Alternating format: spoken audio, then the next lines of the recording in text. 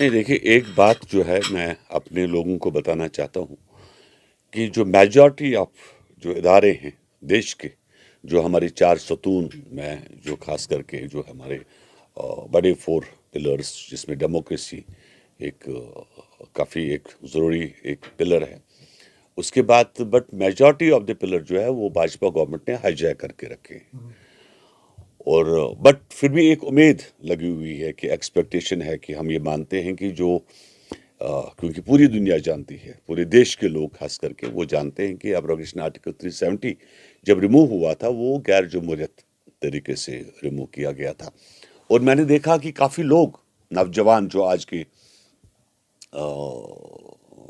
Market में आए हुए हैं और जो किसी न किसी जिनकी कुछ न कुछ पीछे से एलिगेशन लगी हुई है और अपने आप को बचाने के लिए वो भाजपा में चले जाते हैं। बिकॉज अभी जो महाराष्ट्र वालों ने कहा भाजपा एक वॉशिंग मशीन है, तो ये सोच कर कि वॉशिंग मशीन में धुल जाएंगे और उनको ये पता भी नहीं कि हम क्या बोल रहे हैं। उनको सोचना चाहिए कि वो अपने जो उनके दादा परदादा है वो पहले उन वहाँ पर जाके हिस्ट्री को जाने और उसके बाद वो किसी पॉलिटिकल पार्टी में आकर बयान दे। बड़ा बुरा लगता है, दुख लगता है जब मैं देखता हूँ यहीं के नौजवान जो है खास करके वो आर्टिकल 370 के खिलाफ बोलते हैं और किसी न किसी पार्टी में जाके खास करके भाजपा ने इसका फ़ायदा उठाया, हमारे लोगों को डिवाइड करने की कोशिश की, हमारे लोगों को यूज़ किया, इस्तेमाल किया हमारे खिलाफ।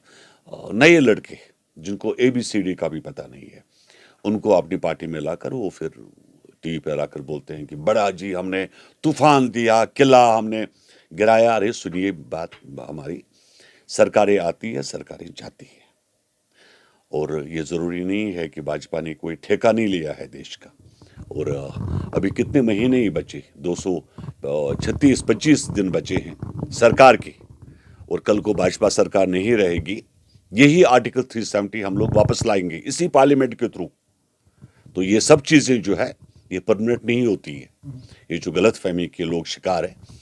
तो रही बात आपने सुप्रीम कोर्ट की बात की, हमें पूरा यकीन है, भरोसा है जजमेंट के ऊपर कि जजमेंट हमारे हक में आएगी।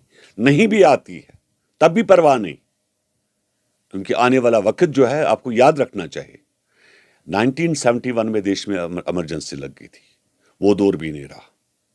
ठीक है, ये दौर भी नहीं रहेगा, ये भी कल को निकल जाएगा और उसके बाद सरकार बनेगी और उसमें जो है हम आर्टिकल, ये जितने भी कानून इन लोगों ने बनाए उन सब कानूनों को हम लोग क्रॉस देंगे, बड़ा क्रॉस देंगे और वापस करेंगे 370 को। और फिर आप देखिएगा, आप जो ये मानते हैं किसी भी चीज़ को परमानेंट लेकर मानते हैं, इसको परमानेंट लेकर नहीं चलिए।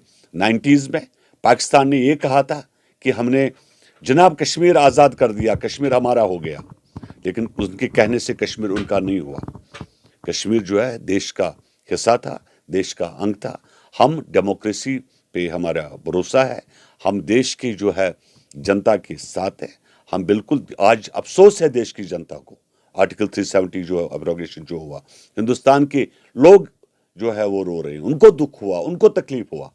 कितनी पॉलिटिकल पार्टीज है जिन्होंने सपोर्ट किया कि आर्टिकल 370 को नहीं तोड़ा जाए।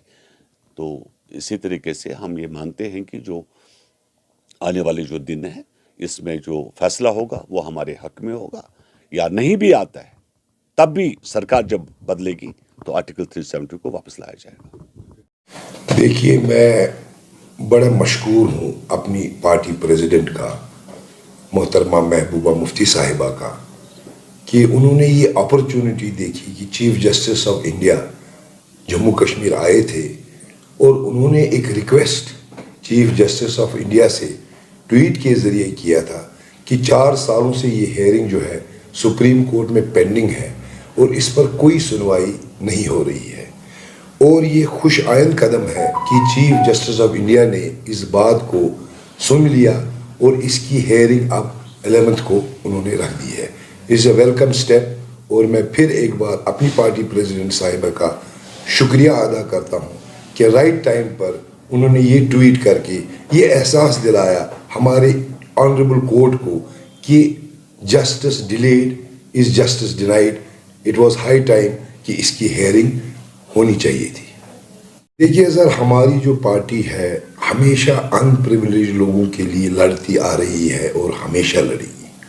अगर उस तासुर में देखा जाए तो ये बहुत अच्छी बात है कि गवर्नर साहब को यहाँ के गरीब और गुरबा की थोड़ी फिक्र हो गई। लेकिन जहाँ तक हमारा मानना है, यहाँ पर जम्मू कश्मीर में लगभग कोई ऐसा शख्स नहीं है जिसके सर के ऊपर छत नहीं है। हाँ, ये है किसी के तामीर जो है कहीं स्टेट लैंड पर बना है 2 मरले 3 मरले, तो उसके लिए अगर ये रियायत हो जाए बहुत अच्छी बात है। लेकिन फिर भी एक तशवीश है, एक वेग स्टेटमेंट है कि लैंडलेस लोगों को घर दिया जाएगा। देखना ये है ये लैंडलेस लोग जो हैं ये जम्मू कश्मीर के बाशिंदे हो, पुराने बाशिंदे हो, जो ज़रूरतमंद हो। इस पर और क्लैरिटी से एडमिनिस्ट्रेशन को आना चाहिए, क्योंकि तशवीश लोगों में ये है कि यहाँ पर बहुत सारे लोग जो हैं बाहर के स्टेट से आए हैं। कहीं ऐसा ना हो कि हमारी इस स्टेट का लैंड जो हक यहाँ के लोगों का है ये उन लोगों को मिले जिनका ये हक नहीं है। इसीलिए इसमें क्लैरिटी की ज़रूरत है ताकि लोगों के दिल में जो तशवीश है वो दूर हो जाए।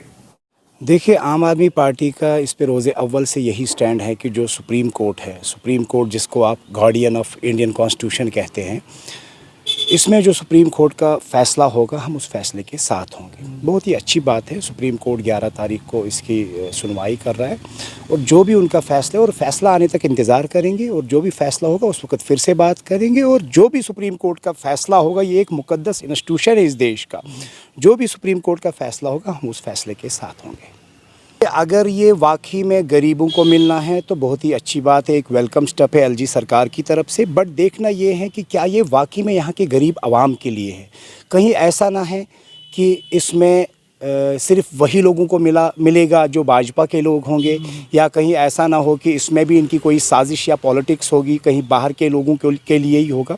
इसमें हमें ये देखना है जनाब कि सबसे पहले अगर हम इससे पहले की बात देखेंगे, इससे पहले भी आज से 2 साल पहले भी इन्होंने बोला था कि हम 5-5 मरले ज़मीन देंगे और जिसको घर ऑलरेडी होगा उसको शॉप देंगे। तो मेरे पास डॉक्यूमेंट्स है, ये एक बहुत बड़ा स्कैम भी है यहाँ पे, ठीक है ना। वो डॉक्यूमेंट्स मेरे, अगर आप कभी आएंगे मैं आपको वो सारे डॉक्यूमेंट्स दिखाऊंगा। लोगों को इन्होंने कुछ गवर्नमेंट ऑफिशियल्स ने पैसा लिया है इस चीज़ के लिए, जबकि इसमें जो है कुछ 30,000 25,000 रुपये इसका गवर्नमेंट का फ़ीस भरना होता है और 5,000 रुपये कोई रिसीट मिलता है उनको। टोटल 30,000 रुपये इसमें इनको भरना होता है। लेकिन मेरे पास ऐसे भी केसेस है जनाब जिसमें 6-6 7-7 लाख रुपए लोगों से लिया गया है इस चीज़ के लिए। ये भी अपने आप में एक स्कैम है। एलजी साहब से हम गुजारिश करते हैं कि अगर आप ऐसा कदम उठाते हैं, हम ऐसे कदम को, आपके ऐसे स्टेप को वेलकम करते हैं, मगर उसके साथ साथ आप ये देखिए क्या वाकई में गरीब का हक मिलता है। अगर आप ऐसे इनिशिएटिव्स उठाते हैं जम्मू कश्मीर में, तो फिर क्यों पिछले 3-4 साल से यहाँ पे गरीब बनते जा रहा है और अमीर बनते जा रहा है।